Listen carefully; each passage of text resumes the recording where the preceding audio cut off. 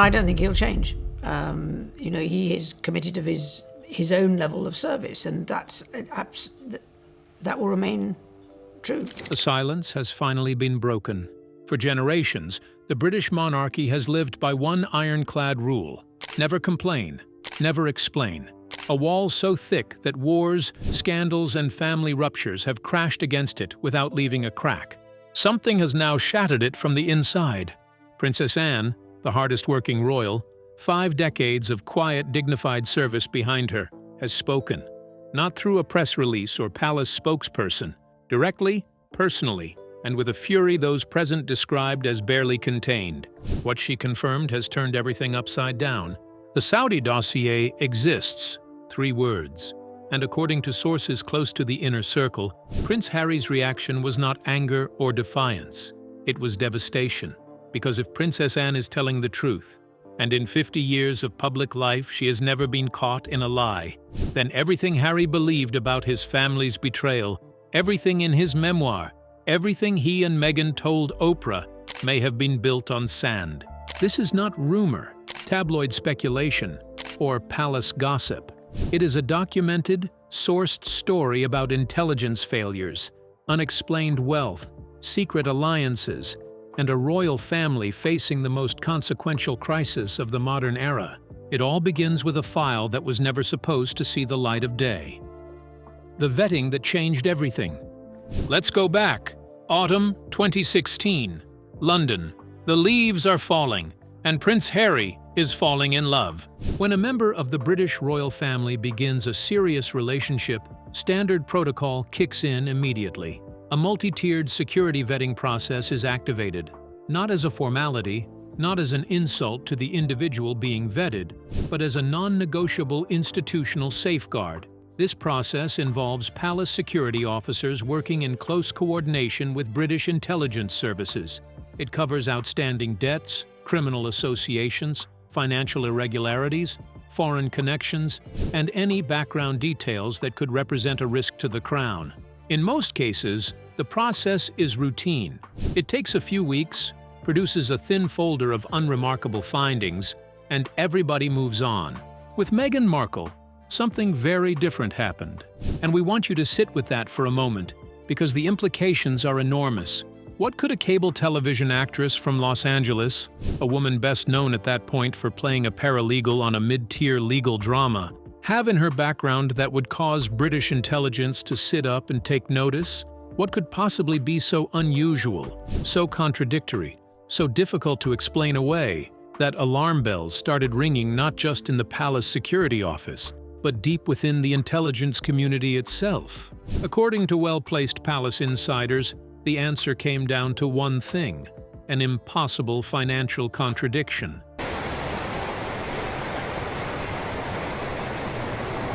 A gap so wide between Meghan's publicly known income and her documented lifestyle that it simply could not be explained away. Here are the facts as they have been laid out. Between 2008 and 2012, Meghan Markle's professional career was modest by any objective measure. She was a working actress in Los Angeles, a city that chews up and spits out talented, driven, ambitious people every single day. She held briefcases on a game show. She appeared in forgettable episodes of forgettable television programs. Her most recognizable recurring role, the one she would eventually become famous for before Suits, paid relatively standard television rates for a supporting performer. Nothing glamorous, nothing extraordinary.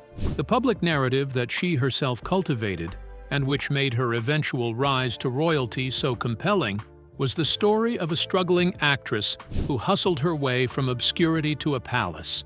It was a beautiful story. It was also, according to the intelligence report, not entirely accurate, because while Meghan's bank statements and documented income told one story, surveillance data, travel logs, photographic evidence, financial forensics told a completely different one.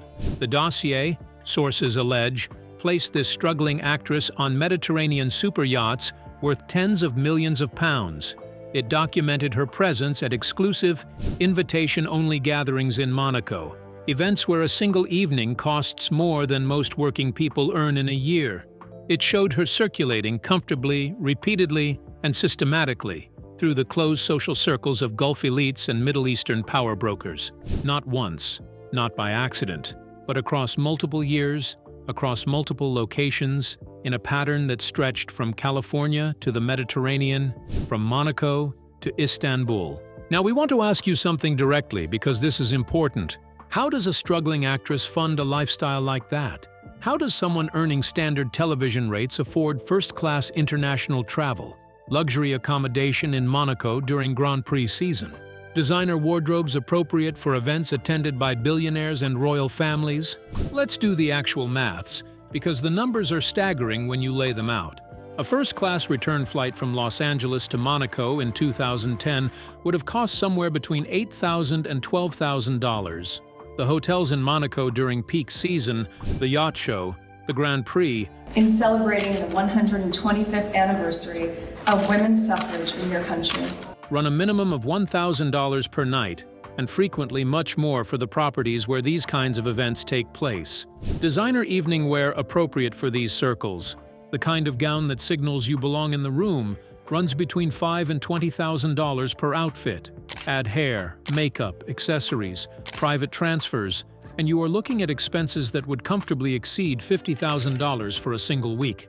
And the photographs in the dossier don't show a single week. They show a pattern that repeated across years. Someone was paying for this. Someone was booking the flights, reserving the suites, covering the wardrobes, and ensuring that a cable television actress from Los Angeles was consistently present in some of the most exclusive and expensive social environments on Earth.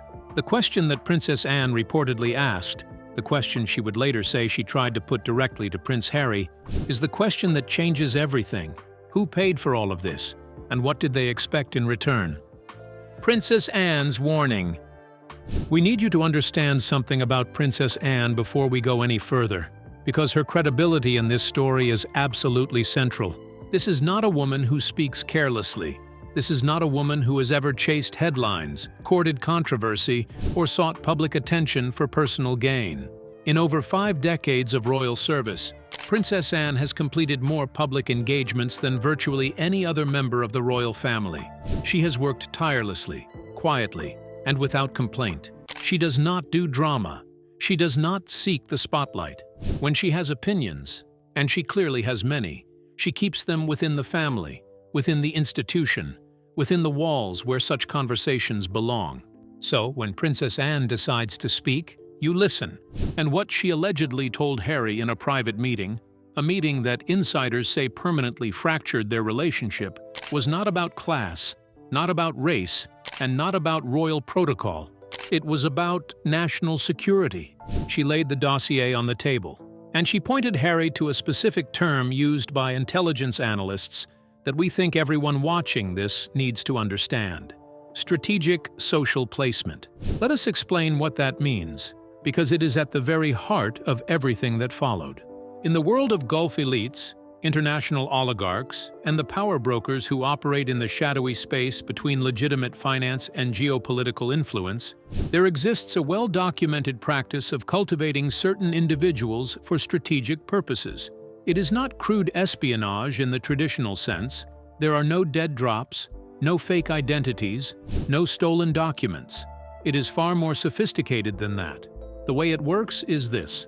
An attractive, intelligent, socially adept individual is identified as potentially useful to a network or a patron. They are then systematically introduced into elite social circles, invited to the right events, connected to the right people, given access to the right rooms. Their lifestyle is quietly subsidized. Their access is carefully facilitated. And over time, they become embedded in the network, trusted by its members, and positioned to serve a function. That function might be purely social, providing access to new connections, facilitating introductions,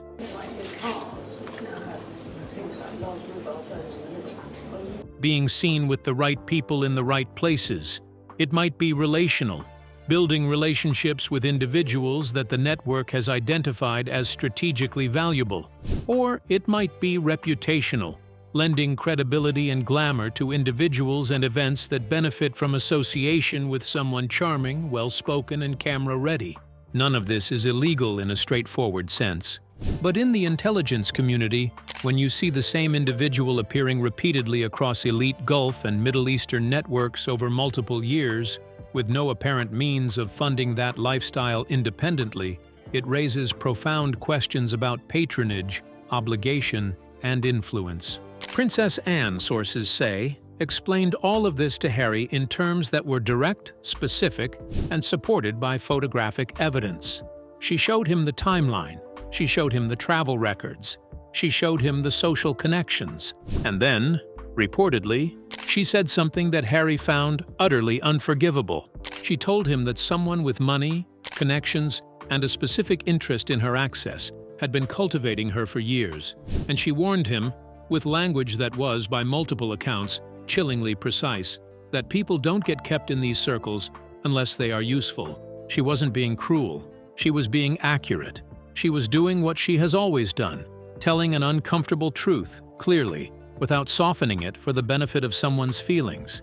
But Harry, utterly consumed by what he believed was the great romance of his life, did not see a warning from a trusted family member with access to classified intelligence. He saw an attack. He saw racism dressed up as concern. He saw the same institutional prejudice he had long believed was directed at the woman he loved. And so he buried the report. He dismissed the evidence. He told the people around him that his family would never accept Meghan. Think about the tragedy embedded in that moment. Can you imagine being in Anne's position? You are holding a classified intelligence file. You are sitting across from your nephew, a young man you have watched grow up, a man still carrying wounds from his mother's death, a man desperately searching for love and stability, and you know something about the woman he intends to marry that he simply cannot bring himself to hear. You try to protect him. You lay the evidence in front of him. You speak as plainly as you know how. And he walks away thinking you are the villain. The handler in plain sight. For years, one name kept appearing in the background of this story, and the mainstream media consistently presented him in the most benign possible terms. Marcus Anderson, described publicly as Meghan's close friend, a charming and well-connected consultant in the world of luxury hospitality, a loyal and supportive presence in her life. The coverage was uniformly warm. The characterization was consistently harmless. But in the classified sections of the palace vetting report, Princess Anne allegedly identified him in terms that were anything but harmless. The word used, according to sources who have seen the relevant intelligence assessments, was handler. Now, that is an extraordinary term. In intelligence circles, a handler is someone who manages an asset, someone who facilitates their access, maintains their cover, directs their movements, and ensures they remain useful to whoever is ultimately directing the operation. It is not a word you apply to a well-meaning friend. So why would British intelligence use that language about Marcus Anderson? Let's look at what we know about him. He was, at the time of Meghan's relationship with Harry, the global membership director of Soho House, the private members club network that serves as a nexus point for celebrities, financiers, media executives, and international power brokers across multiple continents. The kind of institution where the guest list at any given evening could include Oscar winners, hedge fund managers, politicians, and members of Gulf royal families, all in the same room, all operating under the discreet social contract that nothing said at Soho House is intended for public consumption. Anderson's specific skill, by all accounts, was not hospitality. It was connections. He understood, intuitively and professionally, who needed to know whom. He was extraordinarily skilled at engineering introductions that benefited all parties involved. And in 2015, the year before Meghan met Harry, Anderson was reportedly at the center of an event that the Palace Intelligence Report allegedly flagged as highly significant. The grand opening of Soho House, Istanbul. Why does Istanbul matter? Because Istanbul is, geographically and culturally, the crossroads of East and West. It is where European sophistication meets Middle Eastern capital.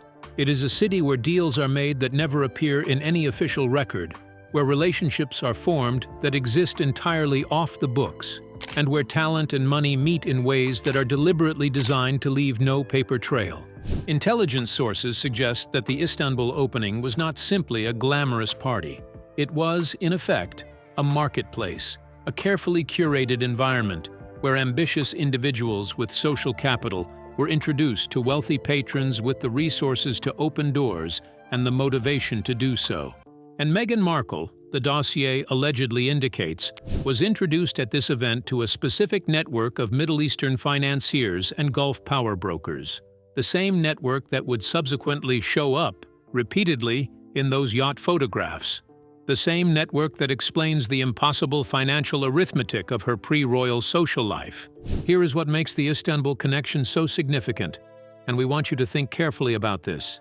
The event took place in 2015, just months before Meghan would be introduced to Prince Harry. If the intelligence assessment is correct, by the time she walked into the room where Harry was waiting, she would already have been fully integrated into an elite international network. She would have understood the unspoken rules of those circles, the expectations, the dynamics, and the way relationships in those spaces are structured.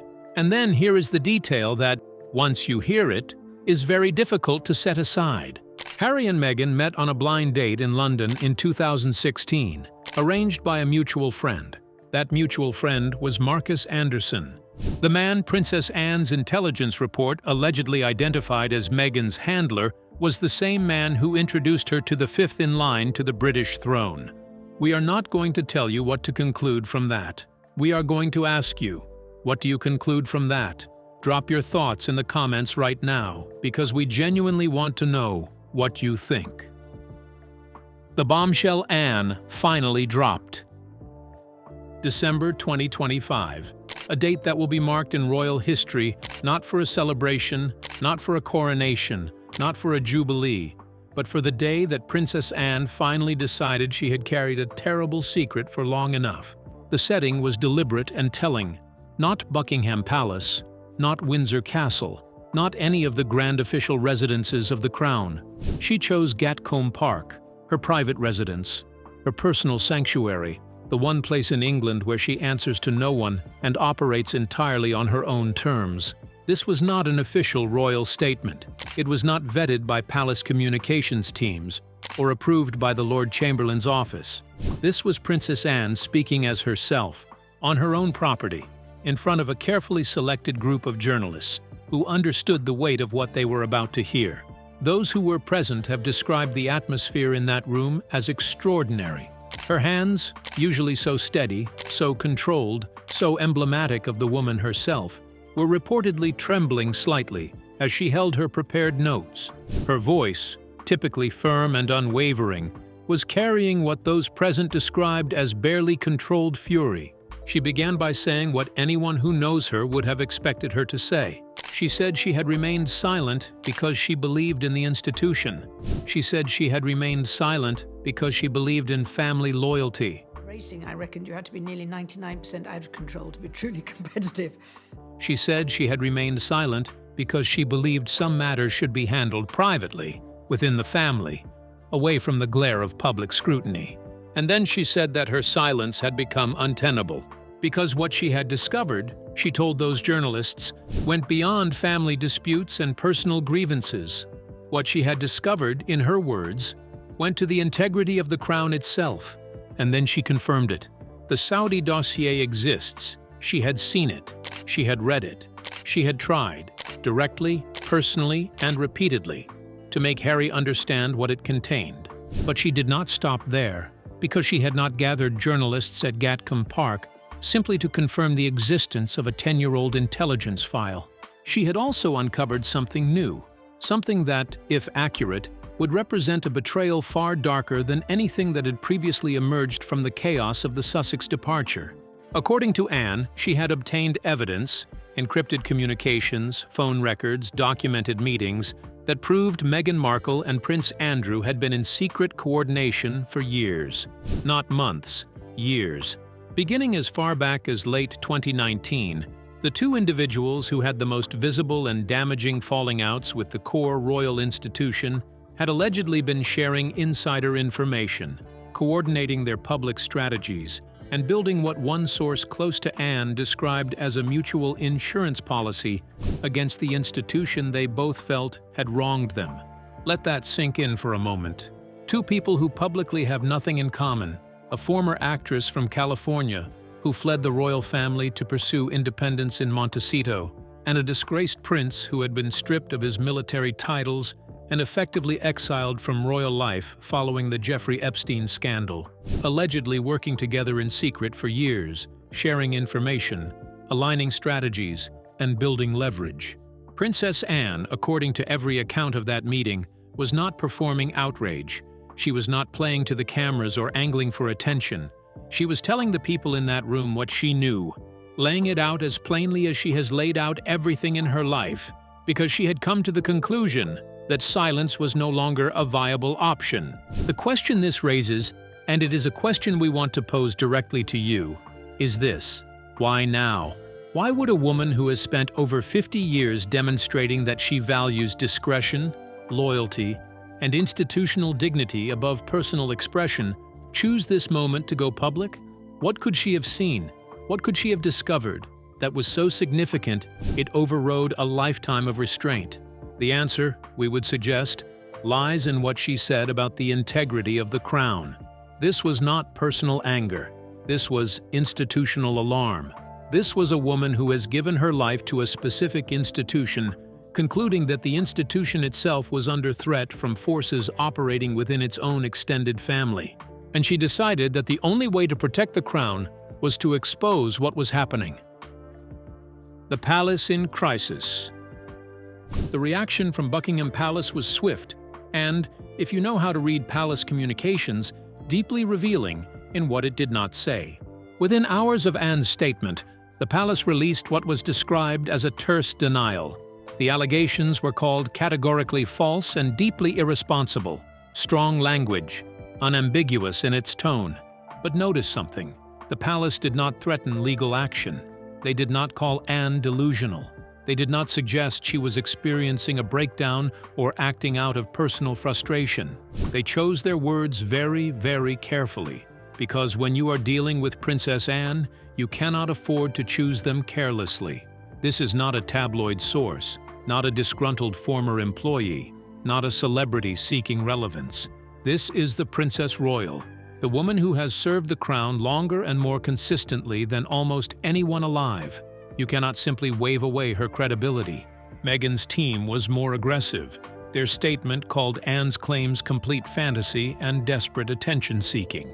Again, notice the strategy. Attack the motivation and the credibility, rather than provide specific, detailed denials of specific, documented allegations. Meanwhile, the statement from Andrew's legal team was perhaps the most carefully worded of all. It described Anne's characterization as misleading and taken out of context. Not false, not fabricated, not invented. Misleading and taken out of context. Language that, as any legal analyst will tell you, implies that something happened, but contests the interpretation. That phrasing is not an accident. Legal teams choose every word with surgical precision when issuing denials. And a denial that doesn't actually deny is, in practice, a confirmation.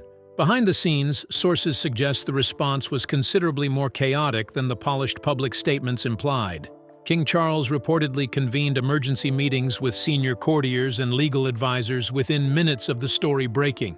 The questions being asked were both practical and existential. What exactly does Anne have? How much more evidence does she possess beyond what she shared in that room? Until those questions can be answered, it is impossible to craft an effective response.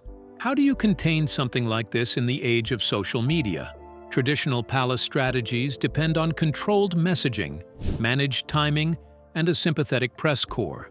None of those tools are particularly effective when the story is being driven by the Princess Royal herself and spreading globally in real time. And perhaps most pressingly, what does this mean for the institution going forward? Because the legal machinery has already begun to move. Sources close to the Royal Legal Council report that proceedings are underway on multiple fronts simultaneously, addressing titles, financial arrangements, succession implications, and the terms under which former members of the extended royal family can operate publicly. The terms reportedly being drafted are extraordinarily complex. Senior constitutional lawyers are navigating legal territory that, in some cases, has not been explored since the 18th century. One source described it as a constitutional puzzle with no modern precedent, an attempt to formally, legally, and permanently restructure the relationship between the Crown and individuals who have complicated, contested, and deeply personal ties to it. And at the center of all of it sits Princess Anne's 11 words. The dossier exists, and we tried to tell him. Harry's world turned upside down. Now let's talk about Prince Harry, because in many ways, he is the most tragic figure in all of this. Not because he is blameless, but because the story, if accurate, suggests that he was deceived by people he trusted, and then abandoned by instincts that could have protected him. Harry's memoir, his Netflix series, his Oprah interview, all of them were constructed around a central narrative. The royal family had failed to protect Meghan. They had allowed the press to destroy her. They had dismissed her struggles and rejected her authenticity. The palace was racist, classist, and fundamentally incompatible with the life he and Meghan were trying to build. But what Princess Anne is now alleging, and what the dossier apparently supports, is that the picture was far more complicated than Harry ever knew. That the warnings he received were not acts of prejudice, but acts of protection. That the intelligence his family tried to share with him was not an attack on Meghan's character, but a genuine alarm about what her background and connections represented in terms of national security. And here is the most devastating element of all of this. If Anne is correct, Harry didn't just make a mistake. He made a mistake while actively refusing to look at the evidence that might have prevented it. He had access to the truth, or at least to the information that might have led him toward it, and he chose not to engage with it because it didn't fit the story he had already decided was real. That is a profound and painful thing to sit with, whether you are sympathetic to Harry or not, because the question isn't whether he deserves blame.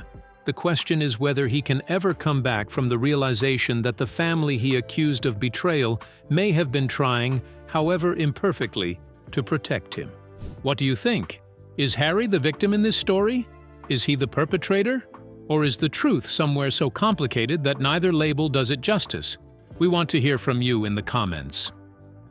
William draws the line. Against this backdrop of confirmation, crisis, and chaos, Prince William acted. And when William acts, he does not do it quietly.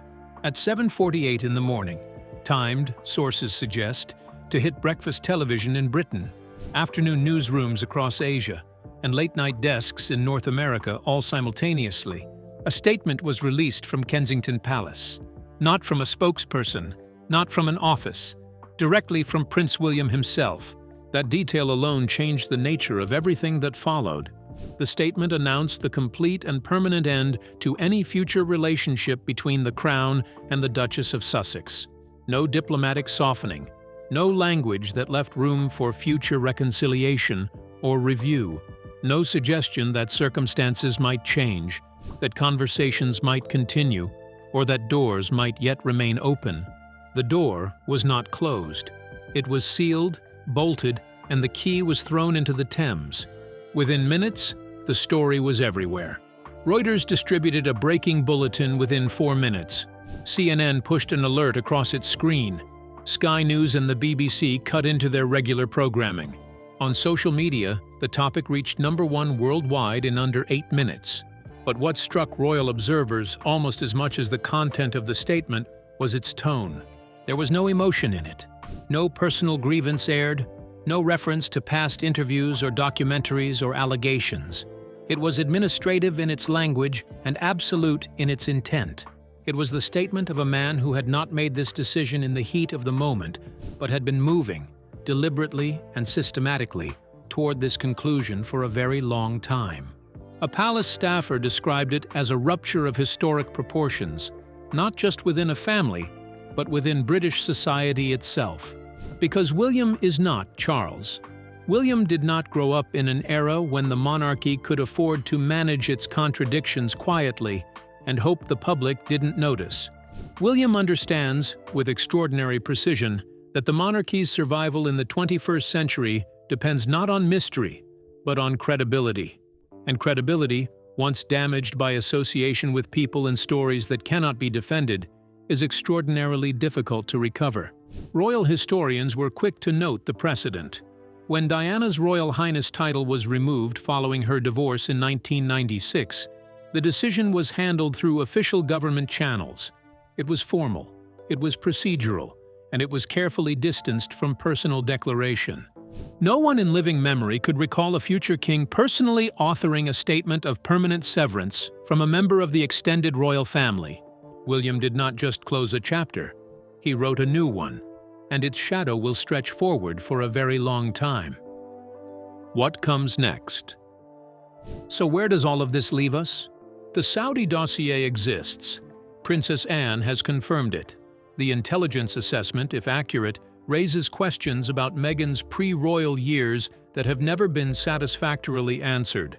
A secret alliance between Meghan and Andrew, two people whose departures from royal life were driven by scandal, has allegedly been operating in the background for years. Prince William has drawn a line so definitive that no amount of time or PR management is likely to erase it. And a royal family that built its reputation on silence is now navigating a crisis that silence can no longer contain. The monarchy has survived extraordinary things: abdications, world wars, assassinations, divorces, and the devastating public loss of Princess Diana.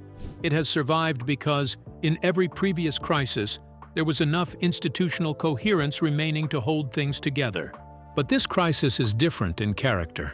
It does not come from outside the institution. It comes from within, from the extended family, from the figures who should be its most loyal defenders, and from decades of unresolved tension between duty and self-interest. Princess Anne, the woman who has given more than anyone to the ideal of selfless royal service, has chosen this moment to say that she will be silent no longer. That speaks volumes.